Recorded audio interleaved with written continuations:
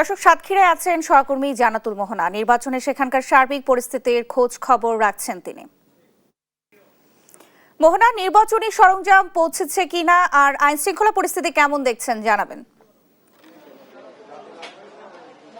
এই মুহূর্তে আমরা আছি সাতক্ষীরা সদর উপজেলায় এবং আমরা দেখেছি সকাল থেকে এখানে নির্বাচনী সরঞ্জামাদি পৌঁছে যাচ্ছে বিভিন্ন কেন্দ্রে কেন্দ্রে এবং সদর উপজেলার যে সহকারী রিটার্নিং কর্মকর্তা আমাদের সাথে আছেন, আমরা চলে যাব তার জানাবেন যে আপনার এই উপজেলা থেকে কয়টি কেন্দ্রে এখন পর্যন্ত নির্বাচনী সরঞ্জামাদি পৌঁছে গেছে।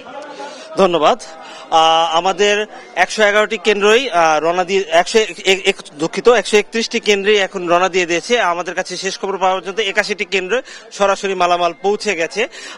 প্রতিমধ্যে আমাদের বিভিন্ন বাহিনী এই মালামালগুলোকে টহল দিয়ে নিয়ে যাচ্ছে। এছাড়া কেন্দ্রের যে নিজস্ব ফোর্স আছে, আনসার এবং পুলিশের সমন্বয়ে 15 জন, তারাও আমাদের এই বাহিনীর সাথে যাচ্ছেন এবং এখন পর্যন্ত খুব সুন্দরভাবে এবং কোনো প্রকার অপ্রীতিকর ঘটনা ছাড়াই মালামালগুলো কেন্দ্রে পৌঁছাচ্ছে বা কেন্দ্রে পৌঁছে গেছে। আচ্ছা, এখন পর্যন্ত আমরা জেনেছি প্রতিটি কেন্দ্রে কি পরিমাণ আইন শৃঙ্খলা বাহিনী থাকবে, কত সংখ্যক আনসার থাকবে, কত সংখ্যক পুলিশ থাকবে?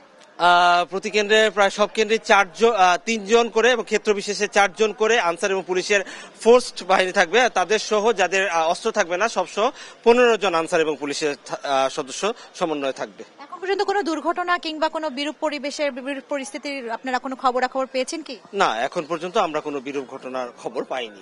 এখন পর্যন্ত সব সুষ্ঠু, এখন পর্যন্ত সুষ্ঠু এবং স্বাভাবিক এবং শান্ত রয়েছে।